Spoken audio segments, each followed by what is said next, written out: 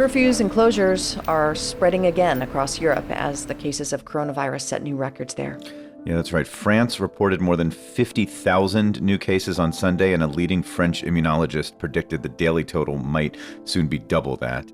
Protests for racial justice in Portland have gone on for more than 100 days since George Floyd's death. And in recent weeks, there have been some violent confrontations. Nearly 24 people are missing as more than 35 wildfires continue to burn across the state of Oregon. Damage assessments are trickling in. In some cases, the firefighters themselves are discovering their homes have been destroyed. 2020 has been a tough year. You know, the COVID-19 set in. We had to shut down our tulip festival.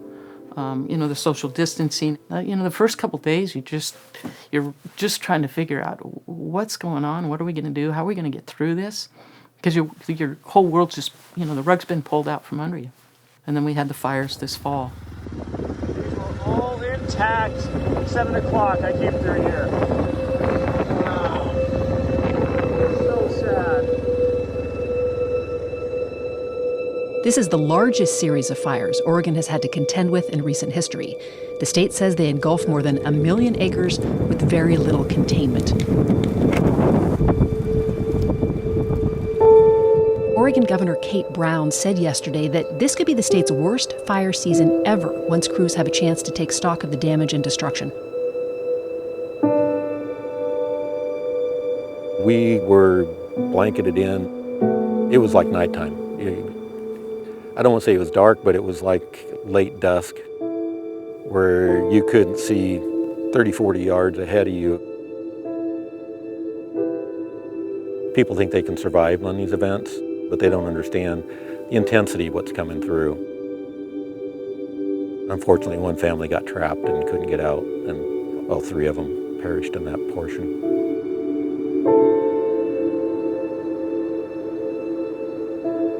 To see towns totally wiped out, our hearts just go out to the families that have lost loved ones and families that have lost everything.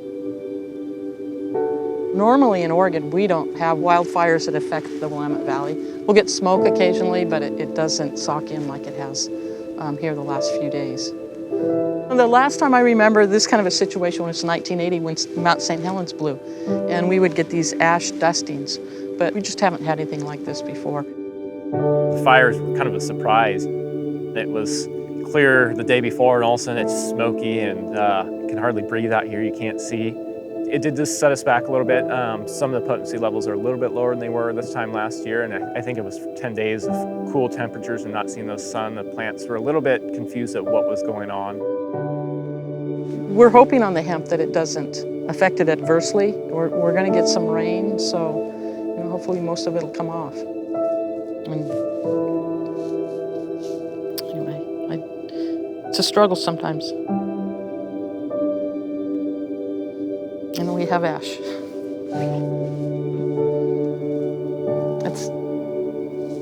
It's a new one.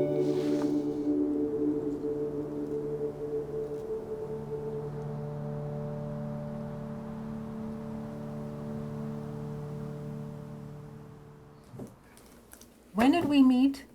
What year was it? Because we're going to be together 30 years this month, but... Well, it was a couple of years before that, because John was like 7. Remember, he had the video camera in the dugout? Oh, no, we were on the same team. That was Fred Meyer's team. She was the pitcher, and I played second base, so you know where that is on the field versus... It's terrible. It's terrible. We met on the softball field years ago, and we've been together now 30 years. 5 kids. I don't know what to say. 30 wonderful years. I fell in love with Barb because she was a hard worker and loves her family deeply. All of them, the whole Iverson family. And she loves me deeply and our 5 children and now our 6 grandchildren. And hopefully we'll have some more of those. She learned a lot from her dad because you worked from 6 years old on out there doing something on the farm. My parents bought this farm 70 years ago, and we farmed the same soil all that time. And for us, we have to be highly adaptable with what we do if we're going to survive from generation to generation. My parents got married in 1950 and they bought the farm. Proceeded to have 6 kids. They needed a lot of help, so we were the employees for a long time. So Dad, he outlived Mom by 2 years. He did pretty good for a year, and then they found a spot on his eye, so he had ocular melanoma. But it was such an aggressive cancer, it traveled to his liver. We found out in early March that he was terminal, and it was just a matter of time. And we left the hospital, and they gave us all these pills for Dad to take and make him comfortable. This wasn't the way we wanted to see him go out. For us, it wasn't quality of life. And so that's when we reached out about something we'd heard about, but we didn't know much about it, and that was CBD.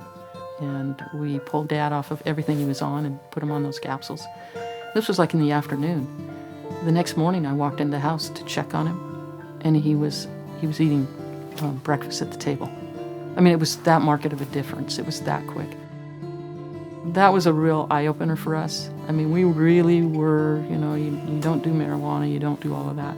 And we took a 180. It's like, wow, there's more to this than we ever thought.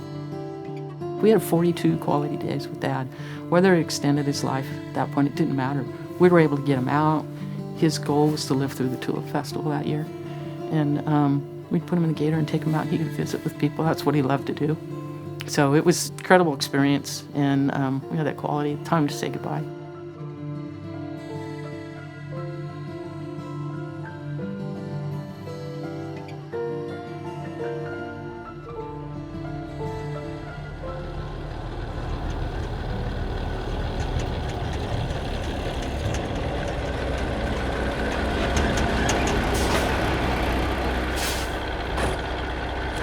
We were really nervous how it was going to bounce back after not really seeing the sun for 10 days.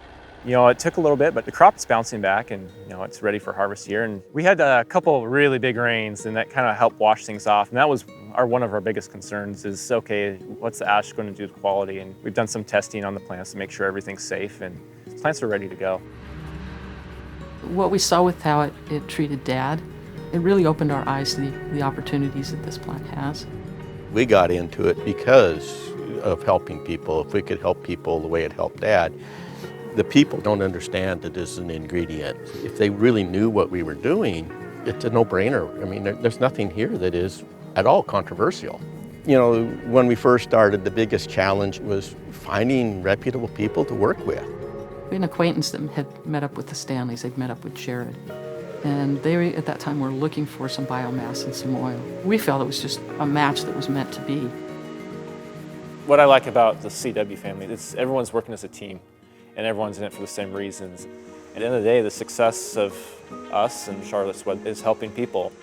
The story needs to be told, because there's a lot of people out there that just don't know why we're growing this crop. And if they knew the true story, I mean, how can you argue with helping kids?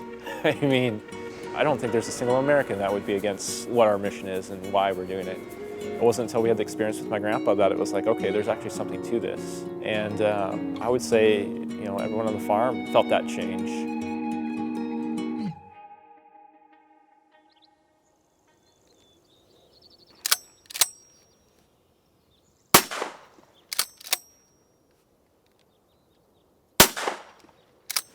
Damn birds. The starlings have come in and they like to eat the grapes. And so it's one way of hazing them is we shoot up in the sky and they all fly away. So when we had the fires, the birds moved in on the grapes. So we had our Pinot Noir and Maraschal Foch. The birds were able to sneak in through the smoke, and they took out most of those as well as our table grapes. And they just land and you couldn't really see them. And a lot of our employees, because of the air quality, we didn't have them come in. So we weren't watching the fields probably as close as we usually do. And it was pretty devastating. They're our locust.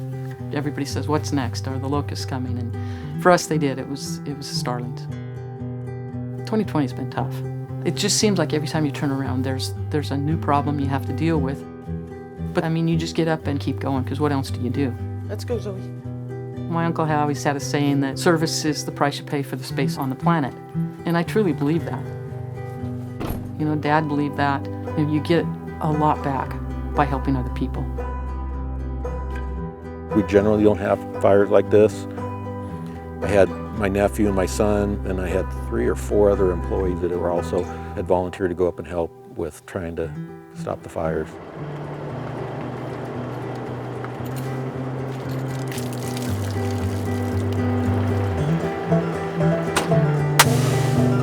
The big thing we needed for a lot of the fire areas was water. So we used our personal tanker trucks that we used around the farm, helping the firefighting effort. It takes a community, it takes everybody coming together. Nobody can do it alone. I'm excited because my daughter, she's just getting out of college. She's looking at where she's going to work next. I've told her it's on her plate that I'm going to pass the torch to her to run the Tulip Festival. It gives so much back to the community and those that visit. So that's the future for me, to see the Tulip Festival continue. Where are you guys going? Oh, go get shoes. Dad always said, if you don't take care of the farm won't take care of you. So we're thinking down the road, how do we take care of the farm so it'll be there for future generations? And we saw an opportunity with hemp. I think my folks would be great with us growing hemp. What we saw with how it treated Dad, for us, it's an incredible feeling to be able to deliver that to other people.